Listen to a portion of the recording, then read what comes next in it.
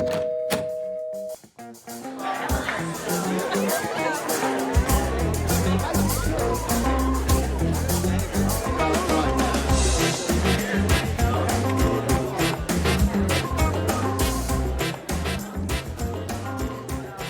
everyone, welcome back to Opinion Party. I'm Laura Jones. And I'm Jason Gaikowski. And we're here today to dispel the most pervasive myths in modern marketing through the cold, cruel lens of data. Before we get into our topic today, I kind of just want to acknowledge the elephant in the room, Jason. We got some feedback on our last few episodes that our backgrounds sucked. No, Laura, let's not pretend this is the first, the last, or the only time I'm going to be told how boring I am. I think the direct quote from our producer was, "It looks like you guys are in an insane asylum," or something like that. And who's to say I'm not? And who's to say I don't belong there? Well, anyway, so we try to jazz it up a little bit, keep it interesting, keep it fun, and we're going to keep rolling with it. So one of us did anyway. I mean, I'm still in a beige room. I'm in a beige room with a cat figurine. Let's not get too ahead of ourselves and congratulating me too much. All right. Well, hopefully that little kitty brings us some good vibes today. And let's dive into our topic. Today, we're here to talk about the downside of fame. And I think it's a really great topic because, honestly, what are we doing here but trying to get famous, right, Jason? Are we? I mean, it's such an existential question. Are we trying to share some perspectives and some insight that we think might be important to our industry and to our colleagues and to our clients? I think you've heard me say before that, chasing fame for the sake of fame, like we know what that looks like. Yeah, it looks like Real Housewives, right? Chasing excellence for the sake of excellence, we know what that looks like. That looks like Taylor Swift. And I don't know about you, Laura. I have a lot more interest in being like Taylor Swift than I do like being a Real Housewife. Yes, absolutely. I mean, I am from Jersey, so I won't take that one personally. But yeah, no, I agree. And actually, I know we've got some data on this topic. So why don't you hit us with a little bit of, why maybe it's a little bit of a fool's errand to just pursue fame for fame's sake? I mean, you and I have both been in this industry for a lot of years now, and I'm sure that you have heard, as have I, that we want to have more awareness, right? Yep. We want to have more awareness. We want to have more engagement. We want our brand to be famous. And I mean, I've been really curious on this topic for a few years now when a former client of mine, Harley Davidson, in the same meeting that they were telling me that they were among the most famous brands in the world, that they thought that the answer to a sales issue was driving awareness. At the same time, they were telling me that they had a 99% level of awareness. They were talking about driving more awareness. And as you and I both know from Brand Asset Evaluator, that we know that a healthy brand is more esteemed than it is famous, right? Absolutely. That what you really want to be as a brand is you want people to like you more than they know you, because then they want to know more. But if they know you more than they like you, then they're not so interested. You're not so interesting. So, I went digging into the data. Let's test this question. As one does. And we looked at the most famous brands from 2003. We have a sample of 375 brands. They were among the nation's and the world's most famous: Coca-Cola, McDonald's, M&M's, Walmart, Hershey's, Tylenol, Pepsi, Campbell's, Kellogg, right? Everyone that you can think of. And we looked at what happened 20 years later. And interestingly enough, what we found is that over a 20-year period, 375 of the most well-known brands had about a 50-50 chance of increasing how well-known they are or decreasing how well-known they are. Right? Not such bad odds. And mixed bag, not so bad, 50-50. like 55-45, maybe become a little more famous, maybe become a little bit less famous, but alarmingly, 80% lost brand strength. Really? 2/3 of them lost brand strength by 5 or more points versus only 10% that gained 5 or more points. Laura, 73% lost differentiation by 5 or more points. Wow. What do you think's going on there? Well, it might be a little bit of fatigue. Hmm. It might be a little bit of failing to recognize that what makes you special and different and better may not be evergreen. That once you become famous for something, your meaning can maybe crystallize. And when it crystallizes, perhaps it becomes less relevant, or perhaps it becomes less special over time. Hmm. Right? We did an additional analysis that looked at the core meaning of these brands. And what you find is that whether brands over a 20-year period are winners, whether they maintain or gain brand strength, they have about a 90% correlation to their past selves. Their core meaning is 90% the same. Losers, however, over that same 20-year time period, 86% correlation to themselves. Right? So it's not really a question of image consistency. It's a question of how are you maintaining and even elevating esteem and really investing in staying differentiated, right? What we really, really see in the data is very, very parallel to what Will Smith has said about fame, right?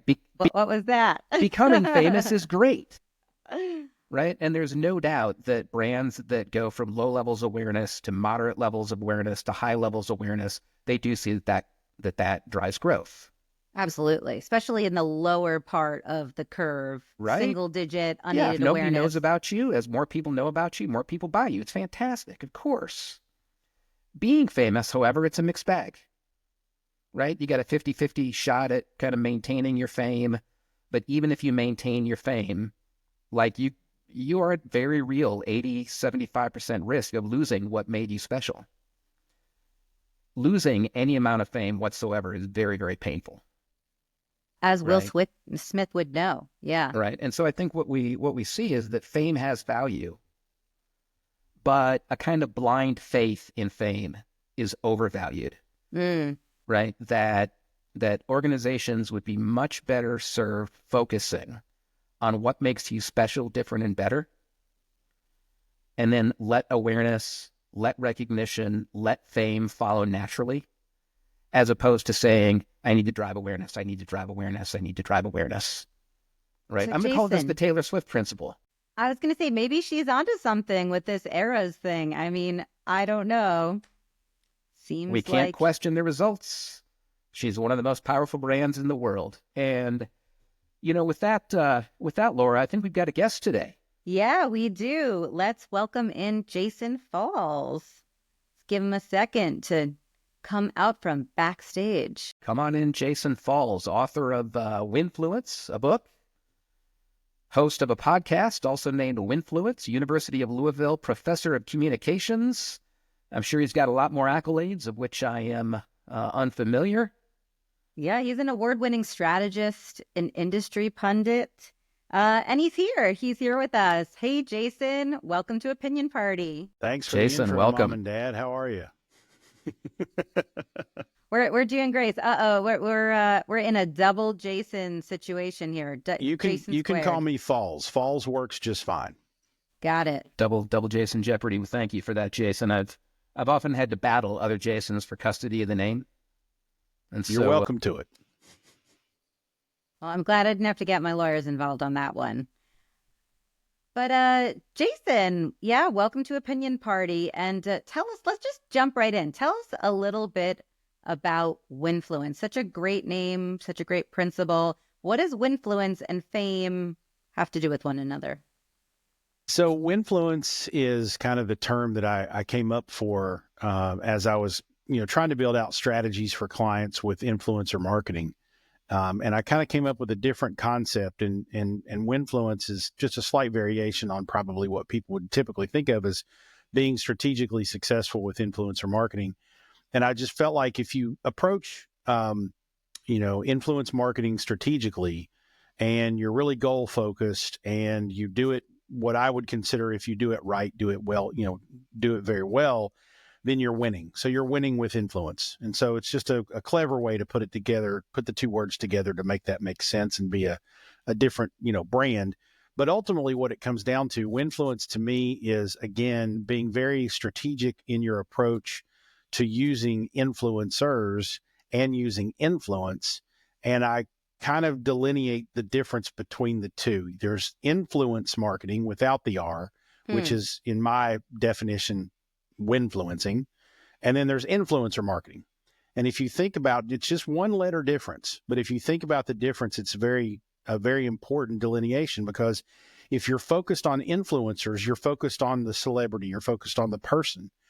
If you're focused on influence, you're focused on the action, you're focused on the verb. This is what I'm trying to do. This is the goal. I'm trying to influence an audience to take action or to think differently about something.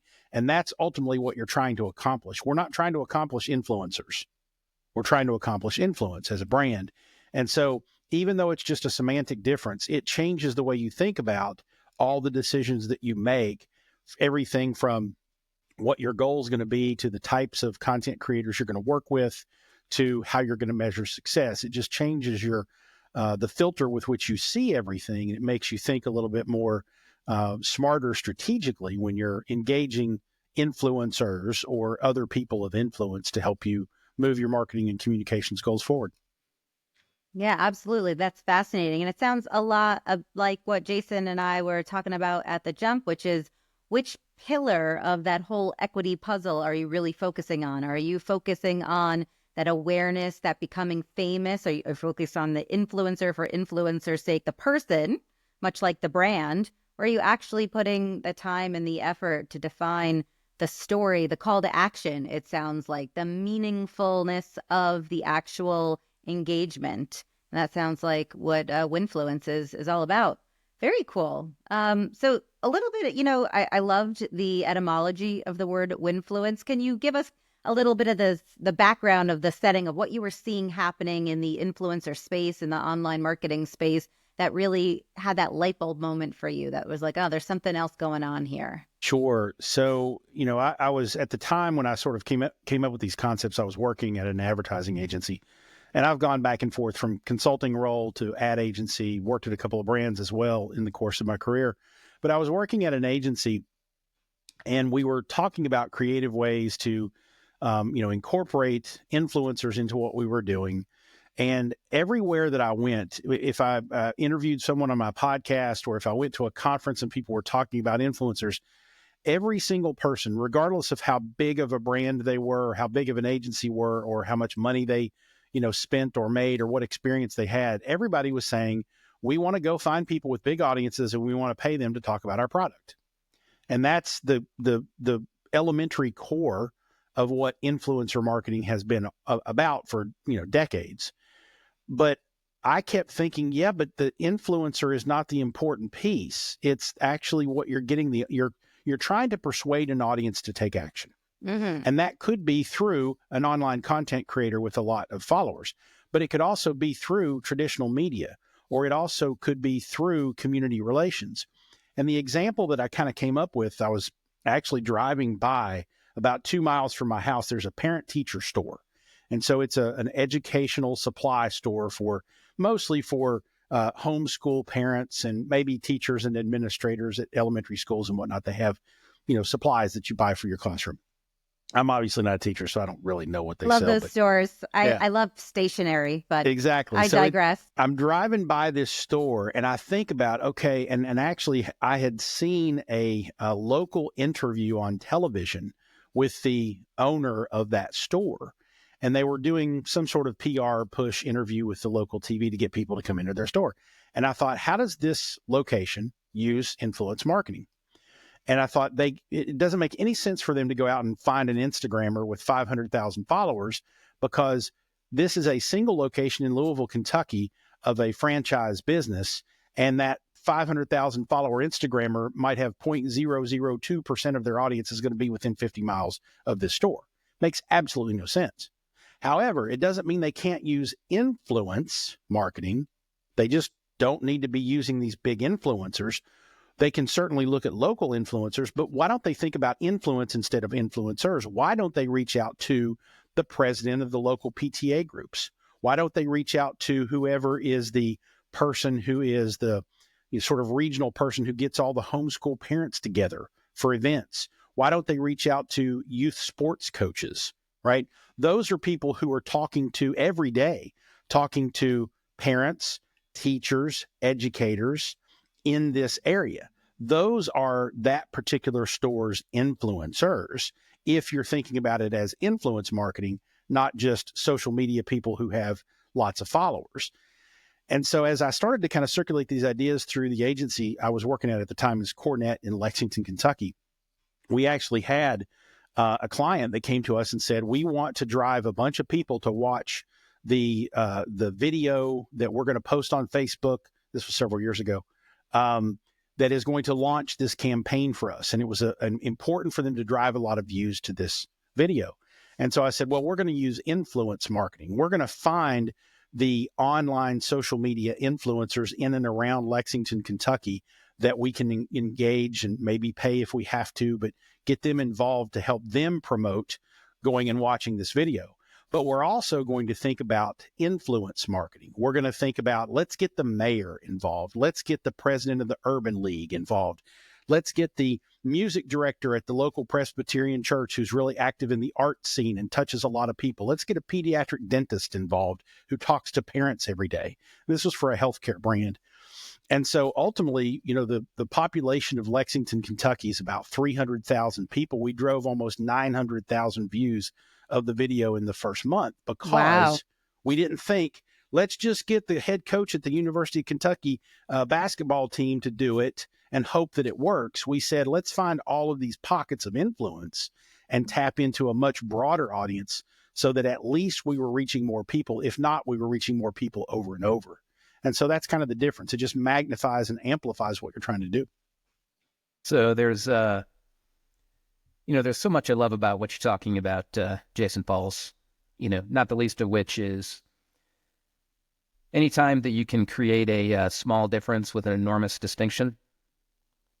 Just as a strategy nerd, I love that, the difference between influencer and influence. And, what you're talking about reminds me of some of the work that we've done on how customer experience impacts brand equity, right? What we've found is that customer experience drives more than half, 60% of the equity that a brand develops. And, brand equity, of course, is a kind of psychological capital that firms get to have an opportunity to convert into actual capital at some point in the future.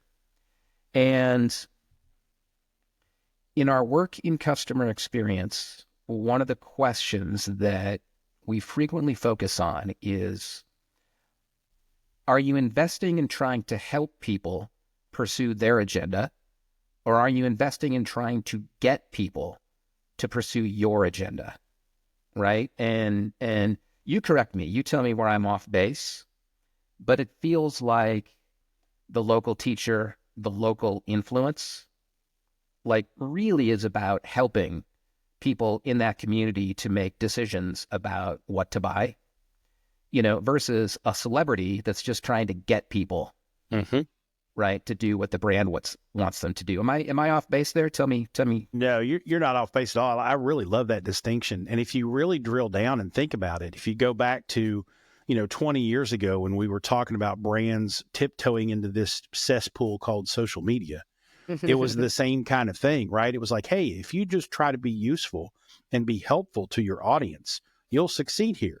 If you come in here with your megaphone screaming Sunday, Sunday, Sunday, they're probably going to throw you out.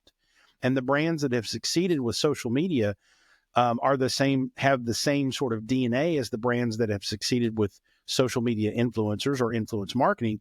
They're going at it with, how can we be useful and helping that audience accomplish what they want to accomplish, rather than just checking off the boxes of driving this much revenue growth and this much sales and this many conversions and so on and so forth. So you're spot on. It's the same thing.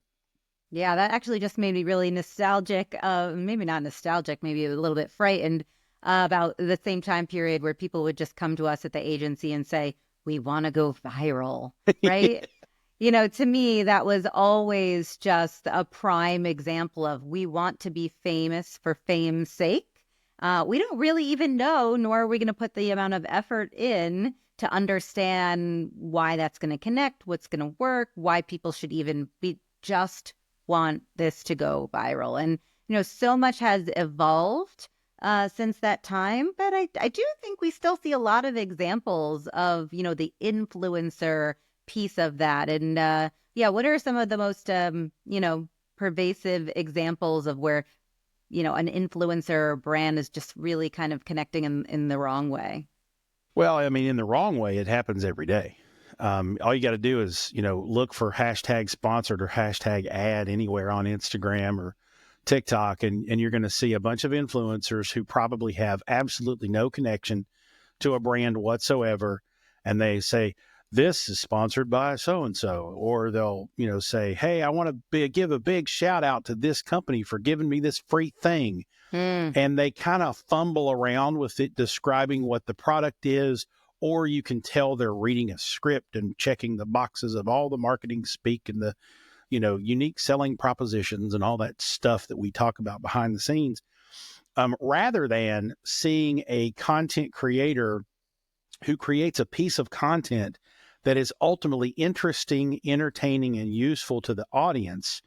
And there's a brand that's kind of woven into it, but you never really think you're being sold to. Those are the ones that are succeeding. I remember it was actually during the pandemic, one of my favorite influence marketing examples and brand integrations was with the cocktail mixer company Q Mixers. And they partnered with an influencer, Patrick Janelle, who is a guy named Patrick on Instagram. Several 100,000 followers, sort of New York City lifestyle influencer. He did a little bit of cocktails and cooking stuff from time to time, but he mixes his content pretty well. And during the pandemic, they had engaged him to do a piece of content. Well, he's friends and business partners with apartment bartender, who his name is Elliot. And Elliot lives in Denver, and Patrick lives in New York. And so during the pandemic, they decided the way they were going to do this execution for Q Mixers was they were going to do a Zoom call.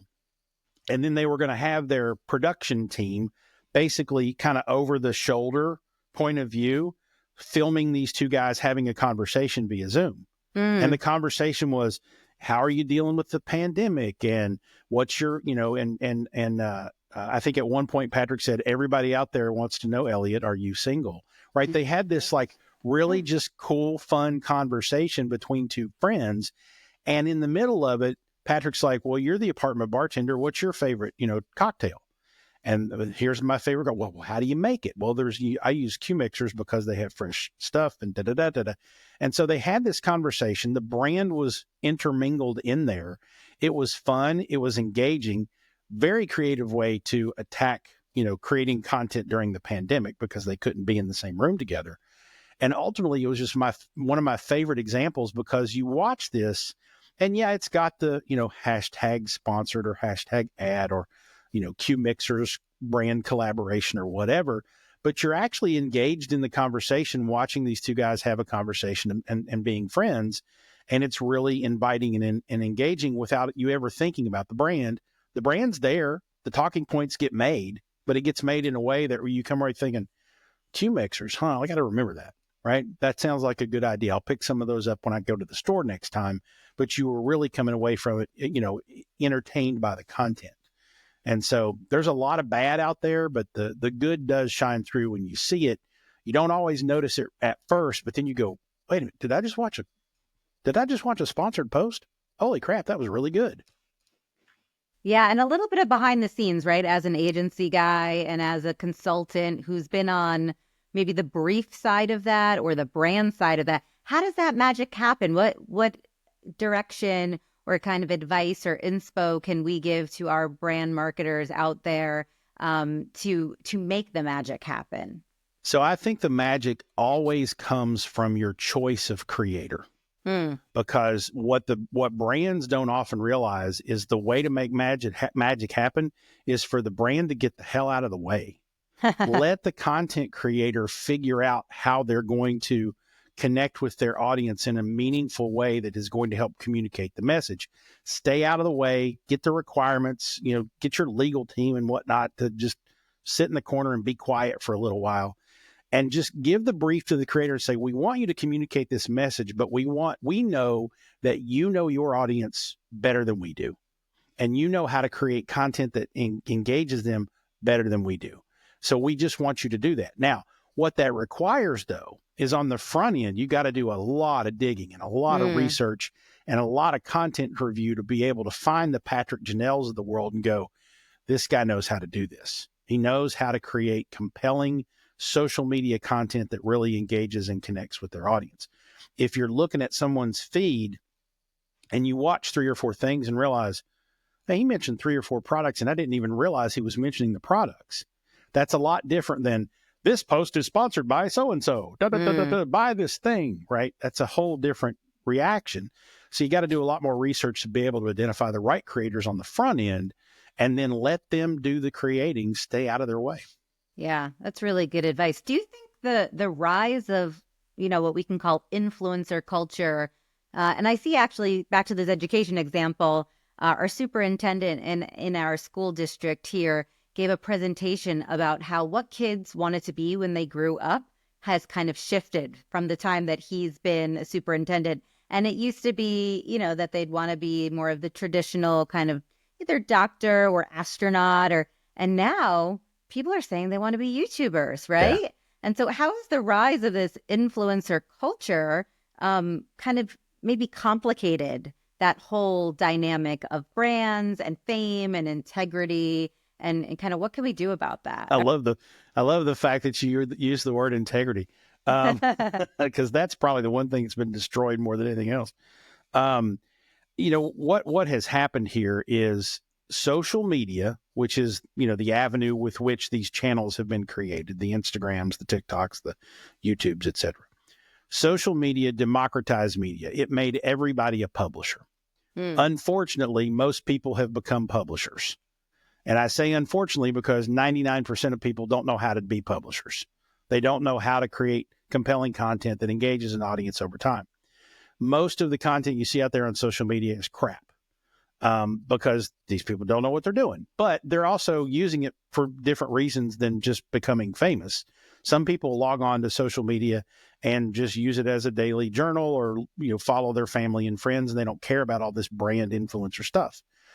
But unfortunately, the democratization of media has made it so that everybody thinks they're a publisher, and everybody, not everybody, but most of those people try to gain followers and whatnot. And if I have this many followers, I can get free stuff from these brands. And if I have a little bit more, maybe they'll pay me. And so that kind of starts the cycle of wanting to be famous.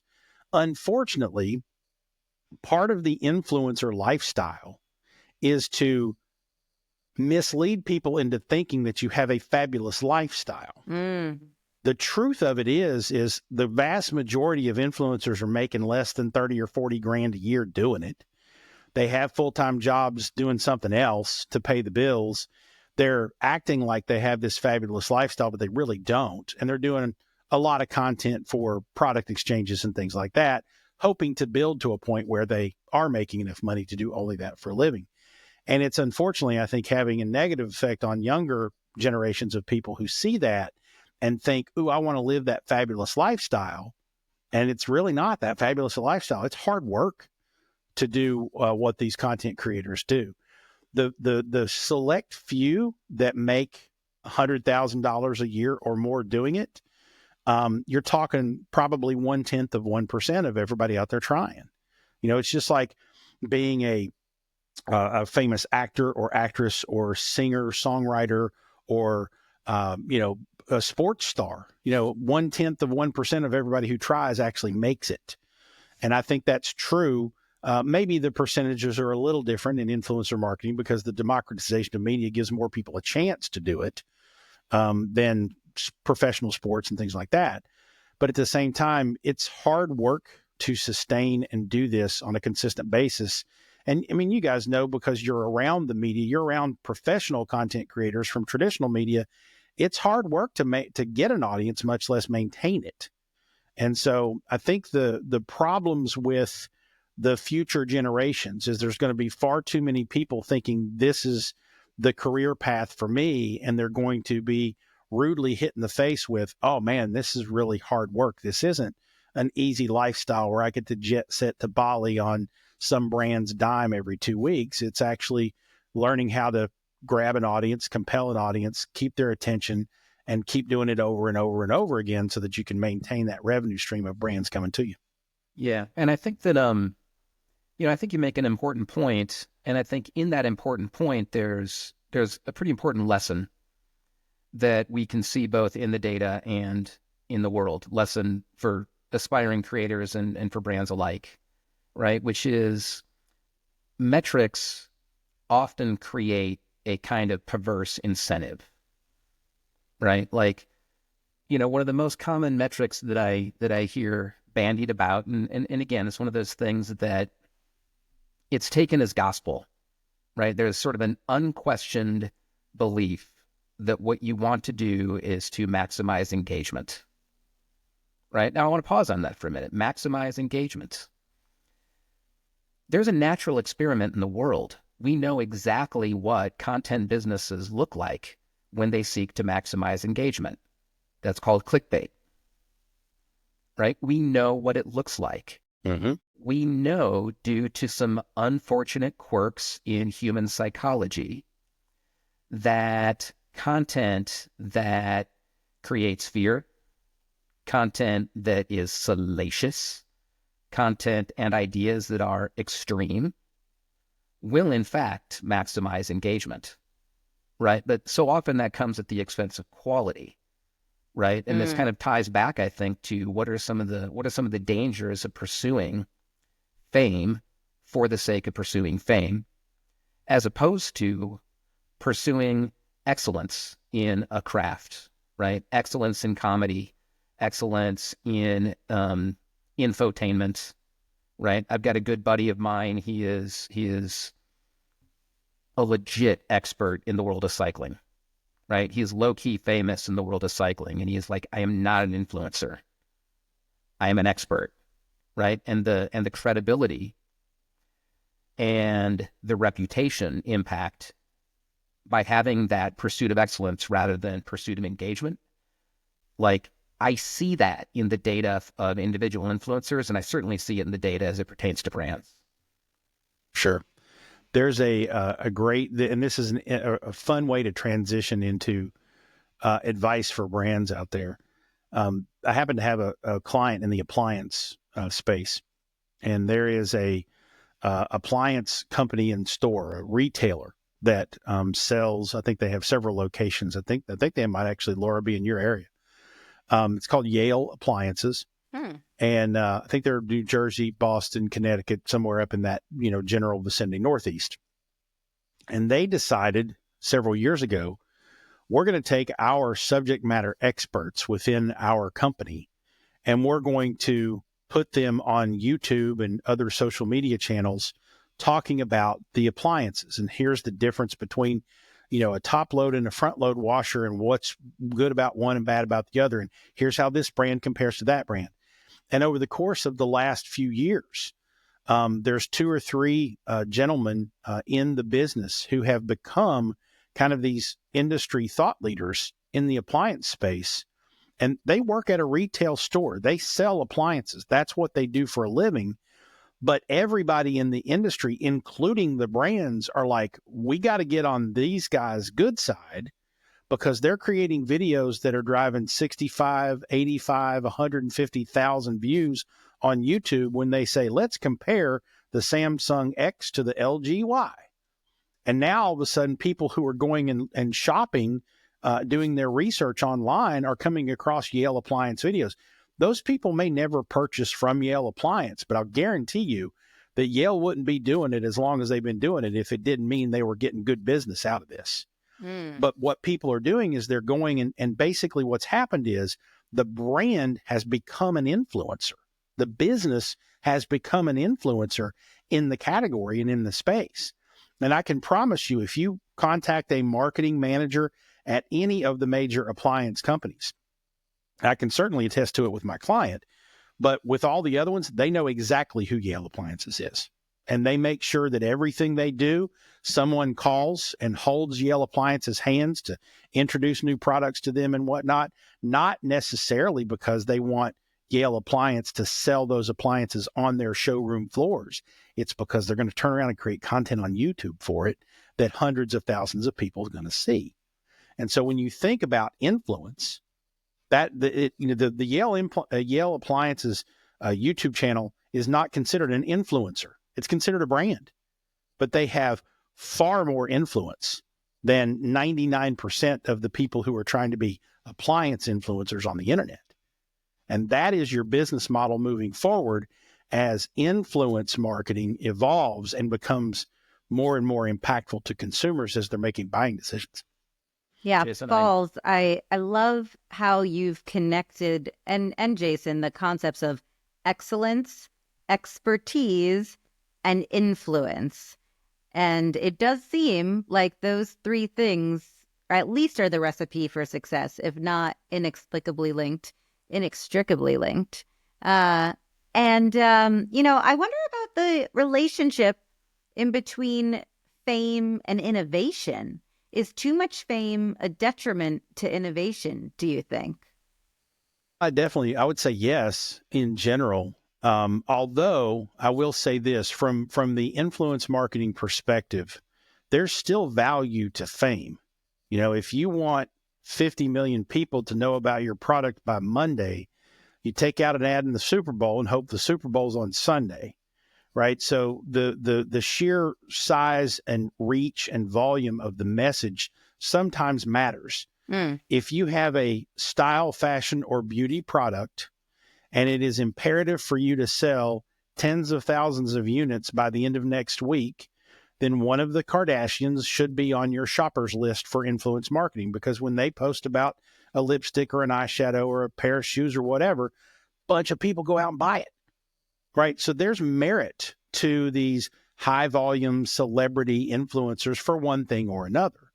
But when you're talking about building a brand and building credibility and influence for and around your brand over time, you've got to stop thinking about the follower counts and the reach and start thinking about what Jason was referring to, the credibility, the thought leadership, and the trust that you're trying to engender in the audience that you ultimately want to sell to.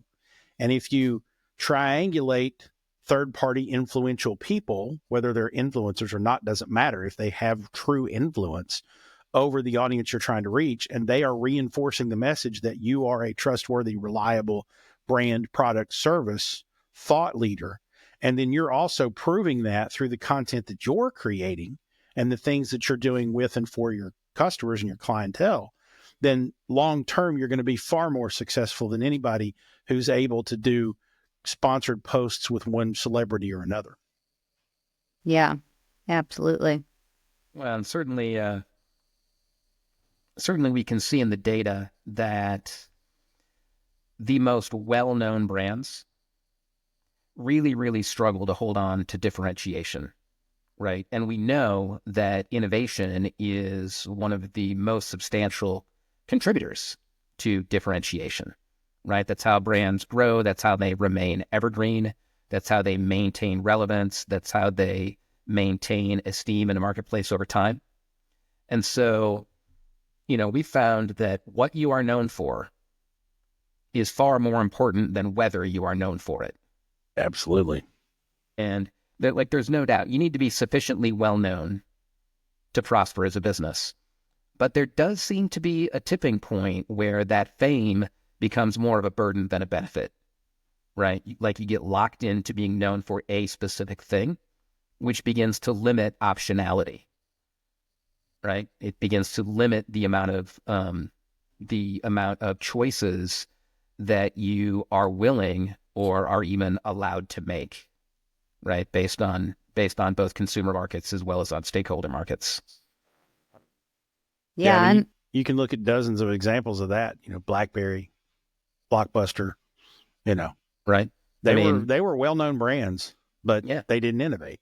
And it turns out that brands can be typecast the same way that celebrities can. Absolutely. When are they going to make a movie about Blockbuster? Is there a movie about the rise and fall of Blockbuster? I know there's one about BlackBerry. It was pretty decent. Did you Well, see it? there's a fantastic documentary, I believe maybe on the Netflix. I'm not real sure. But it's about the The last last. Blockbuster. Yep. And it kind of chronicles that whole downfall a bit, but from certainly a skewed perspective a little bit. But yeah, I'm a documentary freak, so I've seen it and it's good. I saw the BlackBerry one too; it's good as well. But definitely go out and find that last Blockbuster documentary. It's worth watching. Yeah, looking at those two brands from a data point of view and from the brand asset valuator data, we've been studying those brands through their rise and fall. We have 30 years of data. And actually, I'm picturing a particular chart that we show to our clients all the time, when they question, well, how can a brand that seemingly has lost maybe relevance with consumers, that hasn't really been an it brand for a while, a brand like Sears, like, isn't that brand, people might even be asking, isn't that brand out of business? Why is it still on either the upper right side of what we call the power grid, or why isn't it lower down than we think? And a lot of times, especially when you look at the Blockbuster versus Netflix example, you can see that it takes a lot longer. And maybe one of the insulating things about fame to a brand is you can buy yourself a little bit of cushion with fame, right? The current operating value of your brand, once you've got that level, it's not going to fall off precipitously overnight. Just like, we still talk about the stars of yesteryear, Marilyn Monroe, etc. However, once that drop off happens, or once someone comes in, and switches their business model from mail-in DVDs to streaming and broadband catches up, you're just off that cliff, And so I think a lot of brands can get a little too comfortable, can get a little bit too resistant to change, as Jason Gaikowski said, around just thinking, it's not that bad. We've got this high level of awareness that is going to buy us a lot more time. And brands think it buys them a lot more time than we think. And then the data shows as well.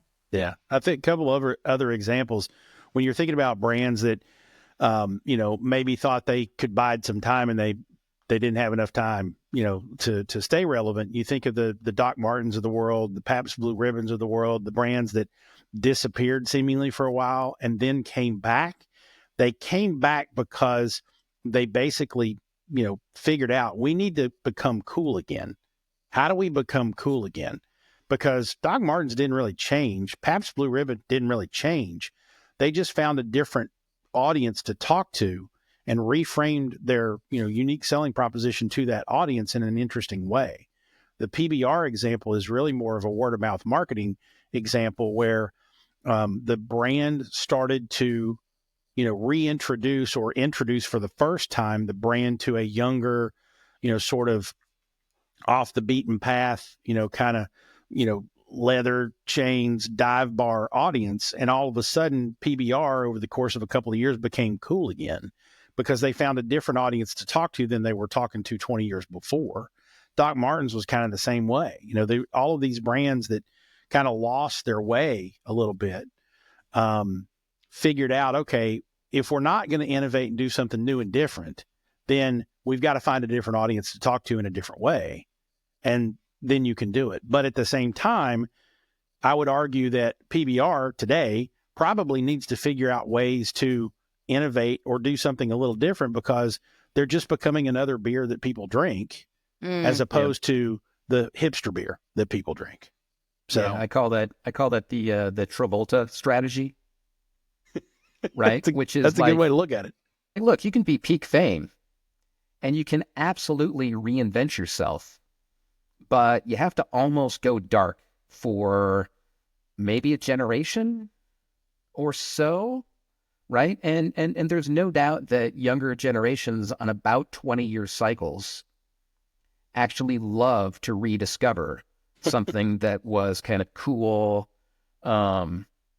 super famous, super differentiated, like slightly before their parents' times, right? And so the Travolta strategy, I think, is a fantastic strategy for brands, and one that is not well pursued because they fear becoming unknown. which is really the only chance that they're going to have at a legitimate rebirth, right? Like if you look at the data, Kodak is one of my favorite, I call them zombie brands, where I'm like, they're hanging around, like they do have this kind of psychic equity, but I'll be damned if they have seen any like real traction in rebooting that business to anything like its glory days, right? And I think that perhaps in part they need to be a little bit or even a lot bit less well known in order to be rediscovered and reinvented. Yeah, it's a good example. Yeah. Kurt Cobain would probably be shocked and a little horrified that there's a bunch of tweens running around with Nirvana sweatshirts on in the suburbs, and I they think you'd think love it. Nirvana's a brand. They don't even know it's a band. But that's a good point about going a little bit underground. And then to your point, Falls, thinking about influence, what are new markets? What are new groups of people that we can shift and focus and influence on to take maybe seemingly what was once something for one group of people and broaden it up? Well, let's talk a little bit. Let's start to round this back to our end game here. What do you think's in store for the future of fame, Falls? What do you see as some things that should go away and never come back? And what are some things that brands should be aware of that are emerging and should pay close attention to? Yeah, I think what we're about to see start to happen in the next couple years, and if this does happen, then I'll just say it right now. 5 years from now, people are going to call me a genius. But I think you're going to start to see the oversaturation of advertising on Instagram and TikTok is going to start to push consumers away from those platforms. And you're going to see something else emerge. It might be a new social network. It might be a pivot of an existing social network. I do think there's, a bit of a race to the top between the Instagrams and the YouTubes and the TikToks right now. But the oversaturation of advertising is what led people to those platforms from blogs and MySpace and things like that. And as marketers follow, marketers then run people off because marketers don't know what they're doing typically, and they scream too loud and they make it not fun anymore. And so I think we're going to start to see a shift in the next couple of years. There's going to be consumers are going to go somewhere else, and it's probably going to be some emerging social network. Maybe Snapchat falls in there somewhere, although they're pretty saturated too. So I think that's going to happen soon. What I really feel like brands need to do to combat that is go back to the original things that we talked about when we talked about being successful on digital channels and social media. Be useful, be thoughtful, help first, sell second or third or fourth or not at all, and build that trust so that when people turn to the internet to find information about whatever it is you do or sell, they find you and they find that you are engaging and you're helpful and you're not constantly trying to sell them something. Those are the brands that are going to succeed on the digital space long-term, regardless of what happens. So it's really all about be useful, be helpful, be a good steward of their attention, and you're going to be successful. I hope that things like Mike Tyson versus Jake Paul mean that fewer and fewer influencers are going to think they can box Mike Tyson and do stupid stuff to get attention. And we're going to start to see a little bit of a calming down of this like attention grabbing behavior. But then I talk to the average 20-year-old these days, and I don't believe that's going to happen anytime soon. So, Jason, there's a couple of points there. First, I think there will always and forever be a market among young men for men doing stupid stuff. I just think that that stuff's funny. I mean, yeah, I'm not a young man, and I'm very entertained by men doing stupid stuff. Let's not pretend that men aren't dumb. On the more important point, my sense of what you're describing as the future, like where brands need to go, is in this just usefulness, helpfulness direction, right? And Laura and I have talked about, and we've been able to show this in the data, that too often brands are operating in a kind of relationship paradigm. that is juvenile and self-obsessed, right? Like, do you like me? Do you think I'm pretty? Am I popular? Me, me, me, me, me, me, me. And what we're seeing is that the winning brands now and into the future are moving towards a more adult version of a relationship. We're in it together. And I am at least as interested in the health and well-being of my customers as I am in the health and well-being of my business, right? And I think that perspective may extend into your perspectives on social and influence, right? We're in it together. We're in it for the win-win. Let's be great together. Yeah. And if you think about adult relationships, when you are as invested in the other person as you should be, they're as invested in you. And Absolutely. that happens with customers too, as a business. If you are really there and invested in helping your customers be successful or, solve their problems, then they become loyal and they become fans of your brand and they advocate you to other people, which helps grow your business. So it's all it's not rocket surgery. All right, let's get this thing done. Yeah, that's great perfect. advice to wrap it up from Falls.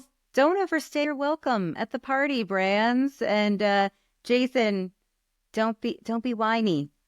Two great pieces of advice.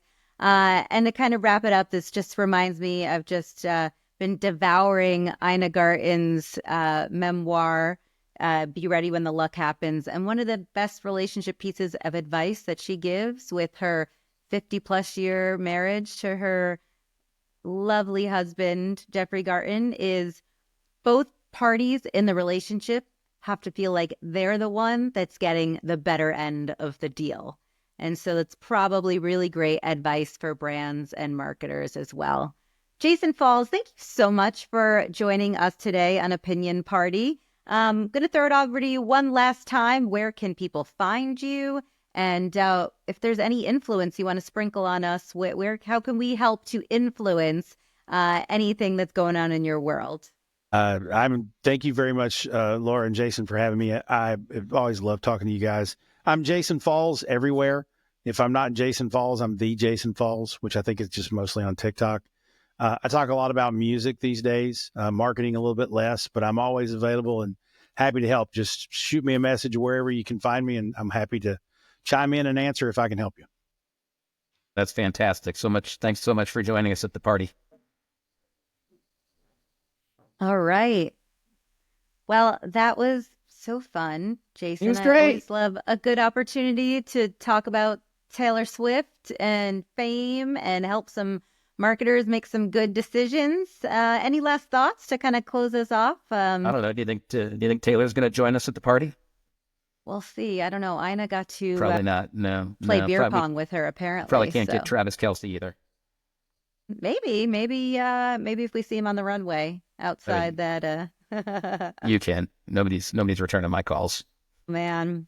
All right. Well, that's all the time we have today. The party's kind of winding down. It's in a close. We hope you all had as much fun on Opinion Party as we had with you today. Remember, everyone's invited to Opinion Party. So if you like what you heard or you want to hear more, just follow us over at theopinionparty.com or check out the AI show notes. You can get a lot more information about all of the data that you heard today. And if you want to hear more, just hit that subscribe button. But from Jason and myself, thanks so much for coming to the party, and tune in for future episodes. Thanks so much. Thanks for joining us. See you, Jason.